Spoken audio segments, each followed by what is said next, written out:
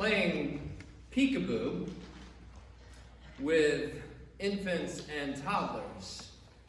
Isn't that just wonderful fun? Yes? It's fun for the parent or the other person as they gently dodge and then delightfully deliver that element of surprise.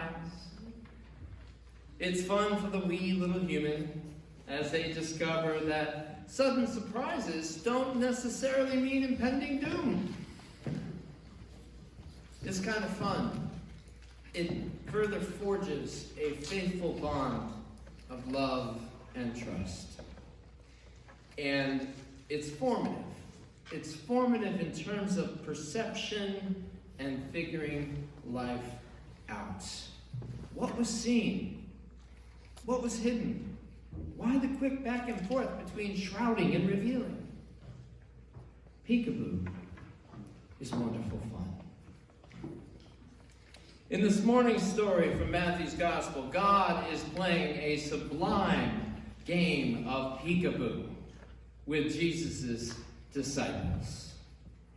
And, like those first followers, we also can't help but try to figure out why. What does God want us to see? Why, once we catch a glimpse of what this is, does it appear to swiftly disappear? Will it peek at us again?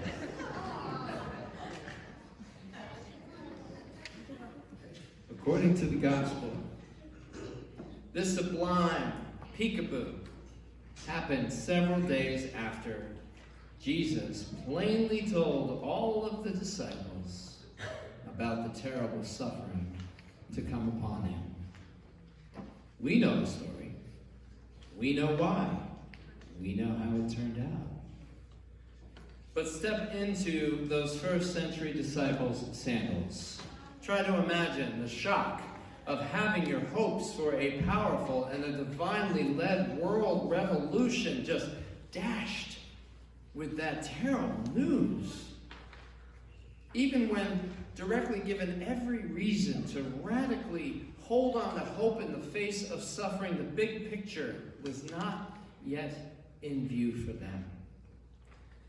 They witnessed miraculous life transformations. They heard the very voice of God. And though a rather motley lot had been chosen, they were Jesus' disciples. But to suddenly be told that their incredible movement was guaranteed to become an apparent disaster, that must have been hard to fathom. Not to mention the torment of imagining. Rather, they knew fully well what the Romans were going to do to Jesus, whom they loved with their whole heart and their mind and their soul. God forbid that happens, was impetuous Peter's panicked reply. I'd have said the same thing, wouldn't you have? God forbid that happens. And to us all, Jesus would have turned and he would have sternly replied in the very same way he did to Peter, calling us all Satan, which in the language of the day broadly means adversary. Adversary. The message was, and it is still clear, if you aren't prepared to suffer alongside and for the sake of Jesus, then back off and be on your worldly way.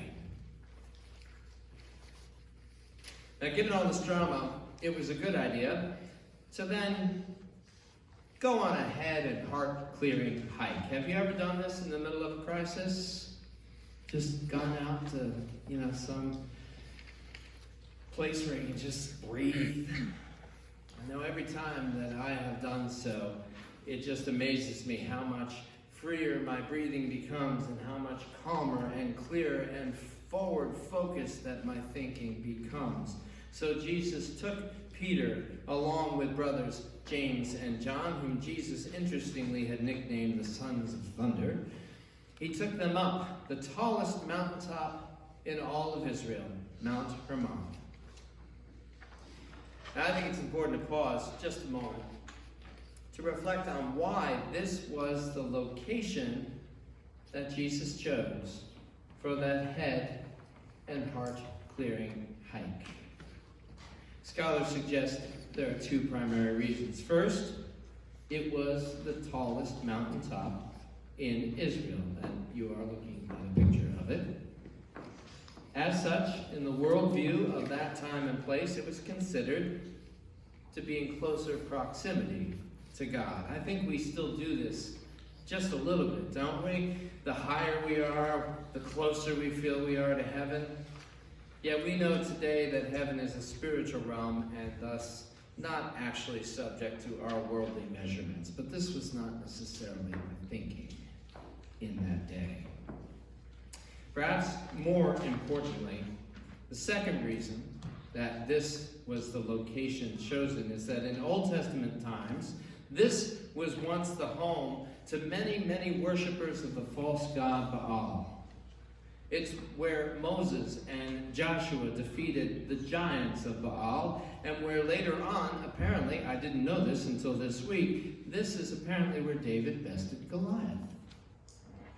So, before it was a sacred place for the Israelites, it had been an unclean and forbidden place, a home to unholy adversaries. Jesus therefore took Peter, the one he recently warned not to keep thinking and seeing like Satan, like the adversary. He took him to the very place once considered to be the home of Satan's minions, before God led them, Israelites, to victory. So there stood Peter and John and James with Jesus in a place with this incredibly deep spiritual meaning. They stood there experiencing a heart-pounding mix of faithful courage and also being scared to death of what was to come. It was not really so surprising then that something both surreal and sublime, something both mysterious and amazing took place. It's not shocking at all that God decided that there, in that place, at that time, it was time to play peekaboo. Eugene Peterson, in his translation of the Bible called The Message, describes what happened in this way. Jesus' appearance changed from the inside out, right before their eyes. Sunlight seemed to pour from his face. His clothes were filled with light. And then they realized that Moses and Elijah were also there in deep conversation with Jesus. So one moment Jesus is just standing there covered in sweat and dust and probably wheezing from the altitude. The next, he's something like a sudden supernova. So Peter responds quite practically, and no doubt with some considerable desperation. As an article in Christian Century magazine describes it, Peter wants for this episode to make a difference in his life and in the life of his friends. For this event on the mountaintop to shift the axis of power, to rearrange the cosmos. He envisions grandeur, that this will ignite the revolution he has dreamed about, the very dawn of redemption. This sight, he thinks, he imagines, will be the hinge of history. And so he designs a plan and he sketches out the logistics. But right in the middle of his making a suggestion to set up some sacred memorial tents, the scene is just suddenly and completely covered over by a great cloud. This surprise sends the disciples into quite a panic. And then just as suddenly as that cloud came, God says, "Peekaboo, listen to my dearly loved son. This is who you are to listen to. Listen to him." And then it all just went away again. But don't you think that in addition to being kind of freaked out by all this, don't you think this experience of revelation, then cloud cover, and then revelation again, don't you think that helped to deepen their faithful trust in Jesus? Don't you think it heightened their sense of hope that the next time God played peekaboo, it would reveal something truly world-changing. They didn't know it, but we do. The grandest peekaboo of all was underway. The one where dead Jesus disappears behind a tombstone and then pops up alive to change the world forever. This is why Transfiguration Sunday takes place every year just before the most sacred season of Lent. It reminds us of what we will see on Easter, but that even though we still have to first live through the dark and dangerous cloud of unknowing, God's voice is very much within it all, exhorting us to keep listening to Jesus, no matter what, to wait for the next divine peekaboo.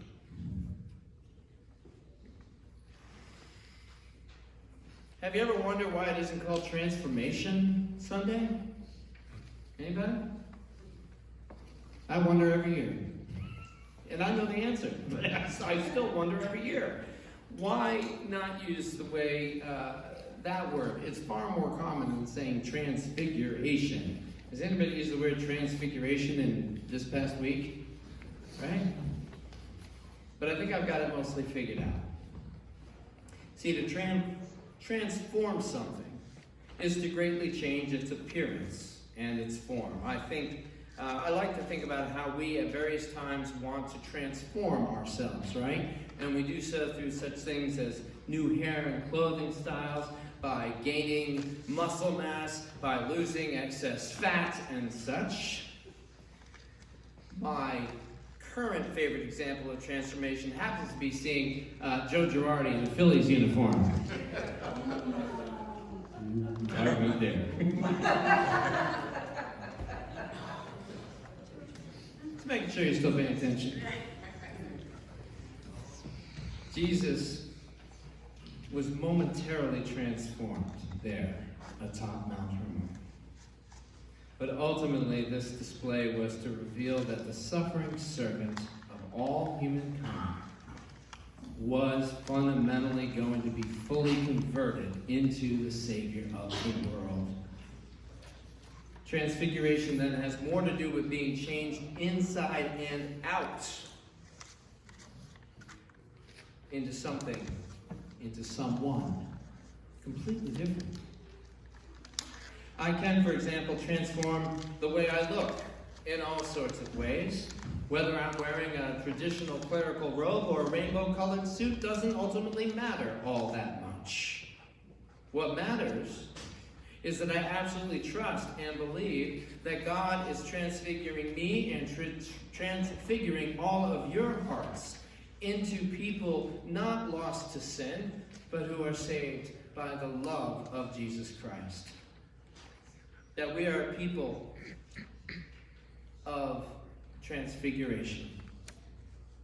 It matters that I believe that I'm not just someone who works as clergy for a living, but that I am somebody who constantly is called by God to come down from that mountaintop to suffer alongside the suffering, and then to tell everyone on the way to listen to Jesus. This is the same transfiguration that I pray is happening to all of you. And Lent is the season to really pay attention to this process that is happening within you by God's grace and through your faith. So I'll leave you with this thought. Are there any fans here today of the book or the musical Les Miserables?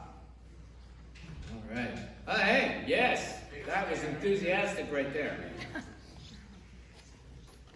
If so, my question is, was Jean Valjean, was his life transformed or transfigured? When he went from wearing prisoner 24601's uniform to the more respectable garb of a town man, Was this just a change in appearance? Well, author Victor Hugo has an answer for you, and he has an answer for us all. And I can't say it any better than the star of the most recent Les Mis movie, Hugh Jackman. I can't say it any better than the way he said it. He said, as we launch into this year's Lenten season and our individual and collective journeys, he said, and I quote him, he says, Victor Hugo uses the word transfiguration.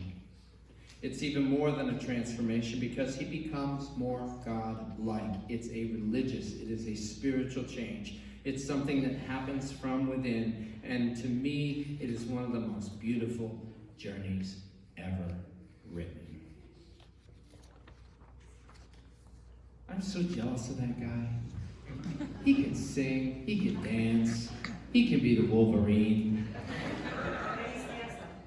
And he can also be Peter Allen on Broadway. And then he drops truth bombs like that. What a great guy. So if you need a little visual help and you're into musicals and movies, Transfiguration, that's Jean Valjean. So friends, Lent's not that hard to figure out. Just go transfigure. Amen?